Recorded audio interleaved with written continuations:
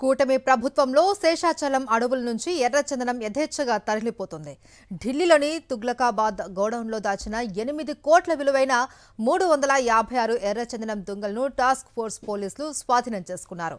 ఢిల్లీలోని తుగ్లకాబాద్ కోయన్ మహల్లా ప్రాంతంలో దాచిన భారీ డంపును యాంటీ స్మగ్లర్స్ టాస్క్ ఫోర్స్ బృందం స్వాధీనం చేసుకున్నారు. మహమ్మద్ ఇర్ఫాన్తో పాటు హైదరాబాద్కు చెందిన వ్యక్తిని, మహారాష్ట్రకు చెందిన అమిత్ సంపత్ పవార్ అనే 2 అంతరాష్ట్ర స్మగ్లర్లను అరెస్టు చేశారు. కూటమి ప్రభుత్వం అధికారంలోకి వచ్చిన తర్వాత ఇంత పెద్ద భారీ మొత్తంలో ఎర్రచందనం స్వాధీనం చేసుకోవడం ఇదే మొదటిసారి.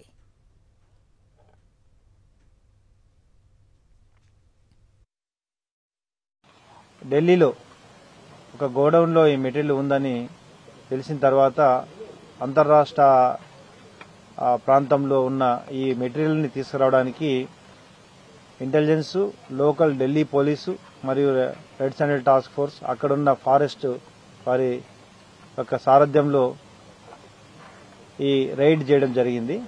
అక్కడ దాదాపు 10 టన్నుల రెడ్ శాండిల్ని, 8 కోట్ల విలువ చేసే రెడ్ శాండిల్ని అక్కడ సీజ్ చేసి లోకల్ కోర్టు యొక్క పర్మిషన్తో ఇక్కడికి తరలించి ఈరోజు వాళ్ళని అరెస్ట్ చేయడం, మెటీరియల్ని సీజ్ చేయడం జరుగుతోంది.